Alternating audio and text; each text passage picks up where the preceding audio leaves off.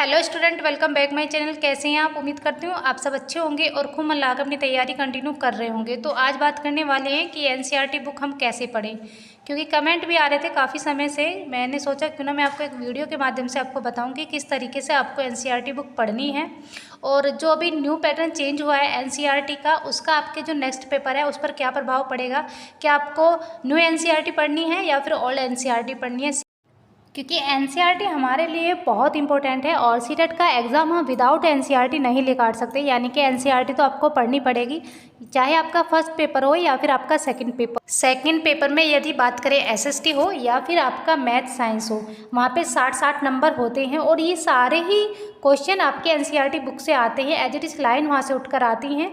और जो हमारा फर्स्ट पेपर होता है वहाँ पे 30 नंबर का जो एनवायरनमेंट होता है वो भी सारा एनसीईआरटी बुक से उठकर आता है। आपको एनसीईआरटी पढ़नी है और एनसीईआरटी आपके सीटेट में ही नहीं काम आती, ऑल एग्जाम में काम आती है। चाहे किसी भी स्टेट का एग्जाम हो, वहाँ पे एनसीईआरटी से ही क्वेश्चन लगते हैं मोस्टली। तो आपको एनसीईआरटी को बहुत अच्छे से पढ़ना है। अब बात करते हैं जो दिसंबर वाला पेपर है हमारा सीटेट का, उसके लिए हम न्यू एनसीईआरटी पढ़ें या ओल्ड एनसीईआरटी। एनसीईआरटी में जो चेंज हुआ है अभी हुआ है और आपका पेपर दिसंबर में है। तो जो स्टूडेंट दिसंबर वाला पेपर देंगे उनको ओल्ड एनसीईआरटी पढ़नी है। ऐसा नहीं है अभी उनको वेट करना है कि न्यू एनसीईआरटी बुक आएंगी, तो उसमें अभी समय लगेगा। आपसे कम से कम आप मानकर चलो 1 साल आपका लग जाएगा। उसके बाद आपको तैयार करनी है न्यू एनसीईआरटी, ठीक है। तो जो भी स्टूडेंट दिसंबर का पेपर देंगे उनको ओल्ड एनसीईआरटी ही पढ़नी है और बहुत अच्छे से पढ़नी है। और दूसरा जो कमेंट था कि एनसीईआरटी बुक कहाँ से पढ़ें, है ना। एनसीईआरटी बुक आप ऑनलाइन भी पढ़ सकते हैं या फिर आप ऑफलाइन भी पढ़ सकते हैं। यदि आप ऑनलाइन पढ़ना चाहते हैं तो आप किसी भी टीचर से पढ़ सकते हैं। 7-8 घंटे की भी मैराथन क्लास है एनसीईआरटी की। और फिर मैंने देखा है क्लास वाइज भी आपको मिल जाएंगी, क्योंकि आपका जो सेकंड पेपर है उसके लिए सिर्फ आपको 6 क्लास, 7 क्लास और 8 क्लास की एनसीईआरटी पढ़नी है और फर्स्ट पेपर वालों को 3, 4, 5 एनवायरनमेंट के लिए पढ़नी है। अगर बात करें मैथ साइंस के लिए भी आपको 6, 7, 8 क्लास की एनसीईआरटी पढ़नी है। तो ऑनलाइन भी आपको बहुत सारे टीचर मिल जाते हैं जो एनसीईआरटी पढ़ाते हैं, यदि आपको बुक से नहीं समझ आती है। और बुक से पढ़ने के लिए आप देखिए, हो सकता है हर स्टूडेंट के पास एनसीईआरटी अवेलेबल नहीं हो, लेकिन आपके आसपास तो बच्चे होंगे ना जो 6, 7 क्लास 8 में पढ़ते हैं। तो आप उनके पास जाओ और उनकी बुक ले आओ, उनके पास एनसीईआरटी होगी, क्योंकि मोस्टली स्कूल में जो है एनसीईआरटी ही बुक चलती हैं, ठीक है। तो वो बच्चों के पास जो एनसीईआरटी बुक है उन्हें आप ले आओ, एक बुक लेकर आओ, पहले उसे कंप्लीट करो, फिर दूसरी ले आओ, फिर उसे दे आओ, ठीक है। यानी कि आसपास में ही आपके मिल जाएंगी। अगर वहाँ से भी आपको ऐसा लग रहा है कि आपके आसपास ऐसा कोई बच्चा नहीं है जिसके पास एनसीईआरटी बुक हो, तो आप फिर टेलीग्राम चैनल है मेरा, वहाँ पे मैंने एसएसटी के नोट्स डाले हुए हैं एनसीईआरटी बुक के, वो पढ़ लो। वरना तो अगर आप मुझे बोलोगे तो मैं सारी एनसीईआरटी जो आपको अपने टेलीग्राम चैनल पर सेंड कर दूँगी, आप वहाँ से भी पढ़ सकते हैं। यदि आप इतना नहीं कर सकते तो फिर आप किसी भी दुकान पे जाइए और वहाँ से जाकर एनसीईआरटी बुक खरीद के लाइए, ठीक है। और करना क्या है, एक कॉपी लेनी है। जब आप पढ़ने बैठेंगे कोशिश करें एक पेन हो आपके हाथ में, कॉपी हो, क्योंकि आपका नोट्स भी साथ के साथ बनाने हैं ताकि आपका ज़्यादा से ज़्यादा रिवीजन हो जाए एनसीईआरटी बुक से। क्योंकि आप ऐसे ही डायरेक्ट एनसीईआरटी पढ़ेंगे फिर दोबारा पढ़ेंगे तो आपका ज़्यादा समय वेस्ट होगा। जो भी की पॉइंट है, जो भी मेन पॉइंट है, उनको आप नोट करते जाएंगे अपनी बुक में।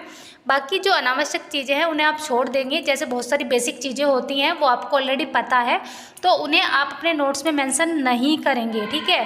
क्योंकि यदि आप उन चीज़ों को भी अपने नोट्स में मेंशन करेंगे तो आपको रिवीजन करने में समय लगेगा। आपको सिर्फ उन्हीं चीज़ों को लिखना है जिनको आप भूल जाते हैं या फिर जो चीज़ें आपको याद नहीं है, ठीक है। इस तरीके से जब आप नोट्स बनाएंगे तो आपका समय भी बचेगा और आपका रिवीजन भी ज़्यादा हो जाएगा।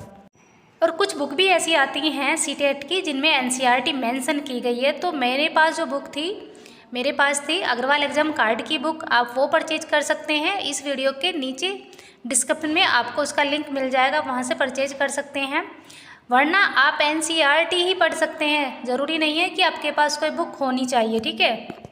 जब आप एनसीईआरटी पढ़ लेंगे उसके बाद आप प्रीवियस ईयर क्वेश्चन करेंगे तो आपको पता लगेगा कि एनसीईआरटी कितनी हेल्पफुल होती है हमारे सीटेट के एग्ज़ाम के लिए। एज इट इज़ आपको लाइन वहाँ पे लिखी हुई मिलेंगी और आपका रिवीजन का रिवीजन हो जाएगा। एनसीईआरटी बुक का पीवाईक्यू के माध्यम से। ठीक है, पीवाईक्यू आपको ज़रूर करनी चाहिए क्योंकि ये आपको एक अच्छा रिवीजन कराते हैं और आपको जो हमारा सीटेट का लेवल है 2011 से और 2024 तक किस तरीके से अप होता आया है इसका आपको पता लगेगा। और ये भी आपको पता लगेगा कि आपको एनसीईआरटी में कौन से पार्ट को कितना समय देना है, कहाँ से कितने क्वेश्चन लगे हैं, ये सब आपको एनसीईआरटी जब आप पढ़ोगे और उसके बाद जब पीवाईक्यू करोगे उसके माध्यम से पता लग जाएगा। तो सेकंड पेपर चाहे एसएसटी हो या फिर मैथ साइंस हो, यदि आप इतना भी कर लेते हैं तो मुझे नहीं लगता आपके 60 में से 50 नंबर भी कहीं गए हैं, आराम से आ जाएंगे क्योंकि पेडागोजी होती है, जैसे एसएसटी पेडागोजी आपको मिलेगी। और बात करें साइंस की तो साइंस पेडागोजी के भी क्वेश्चन आपको 15 से 20 मिलते हैं, 15 से 20 एसएसटी के होते हैं। कुल मिलाकर आपके 60 क्वेश्चन होते हैं और 60 में से 50 नंबर अगर आप यहाँ ले आते हैं तो सीटेट तो आपका चुटकियों में पास हो जाएगा। इतना तो आपको करना चाहिए यदि आप नेक्स्ट सीटेट देना चाहते हैं, क्योंकि बार बार अपना समय वेस्ट करने से कुछ फ़ायदा नहीं होगा, क्योंकि ना तो वैकेंसी इतनी जल्दी आती हैं और ना ही फिर आप किसी दूसरे एग्ज़ाम की तैयारी कर पाते हैं। जब हमारा पहले से ही कोई एग्ज़ाम पेंडिंग पड़ा हो, हमेशा उस चीज़ का प्रेशर हमारे माइंड पे होता है कि अभी तो मेरा सीटेट क्वालिफाई नहीं हुआ है, मैं दूसरे एग्ज़ाम की तैयारी कैसे करूं। तो इस बार आपको लास्ट पेपर मानकर अपना पूरा 100% देना है और इस बार आपको अपना सीटेट क्वालिफाई करना है। उसके बाद जो भी वैकेंसी आती हैं, जैसे केवीएस की वैकेंसी है या फिर यूपी में कोई वैकेंसी आती है, अदर स्टेट में कोई वैकेंसी आती है, तो आपको वहाँ पे ज़रूर अप्लाई करना चाहिए, क्योंकि हर स्टेट में ऐसा नहीं है कि बहुत जल्दी जल्दी वैकेंसी आती है, तो थोड़ा टाइम के बाद आती हैं। जैसे कि यूपी में बात करें काफ़ी समय पहले आई थी और अदर स्टेट का भी यही हाल है। तो आपको जब सीटेट पहले से क्वालिफाई रहेगा और आपको कहीं पे एलिजिबल रखा गया है किसी अदर स्टेट में और वहाँ पे आप फॉर्म भर सकते हैं, तो आपको भरना चाहिए, तैयारी करनी चाहिए, क्योंकि आपका सपना है। इतनी मेहनत जो आपने की है यहाँ पे पहुँचने के लिए, तो मैं उम्मीद करती हूँ कि जो भी मैंने आपको बताया है आपने बहुत अच्छे से समझा होगा। आप इसे ज़रूर फॉलो करेंगे और वीडियो पसंद आए ज़रूर चैनल को सब्सक्राइब करें, वीडियो को ज़्यादा से ज़्यादा शेयर करें और आप सब मुझे कमेंट करके ज़रूर बताएं कि आप किस तरीके से एनसीईआरटी पढ़ते हैं, और नहीं पढ़ी है तो भी मुझे कमेंट करके बताएं। मैं आपको अपने टेलीग्राम चैनल पर सेंड कर दूँगी, हो सकता है मैंने वहाँ पर सेंड भी, लिंक आपको डिस्क्रिप्शन में मिल जाएगा। और वीडियो पसंद आए तो चैनल को ज़रूर सब्सक्राइब करें, ज़्यादा से ज़्यादा शेयर करें, मन लगा के पढ़ाई कीजिए। आपका नोटिफिकेशन आ जाएगा कुछ समय बाद, फिर दिसंबर में आपका पेपर हो जाएगा।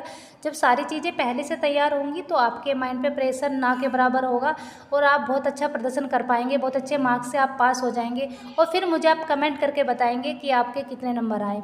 ठीक है, क्योंकि एनसीईआरटी बहुत इंपॉर्टेंट है, बहुत इंपॉर्टेंट, आपको ज़रूर पढ़नी चाहिए। मैं आपसे ये कहूँगी कि बिना एनसीईआरटी के तो सीटेट आप निकाल ही नहीं सकते, क्योंकि मेरे साथ भी यही हुआ था। स्टार्टिंग में एनसीईआरटी नहीं पढ़ी थी और डायरेक्ट बुक खरीद कर अरिहंत पब्लिकेशन की पढ़ना स्टार्ट किया था और उसके बाद फिर मेरा सीटेट क्वालिफाई नहीं हो पाया।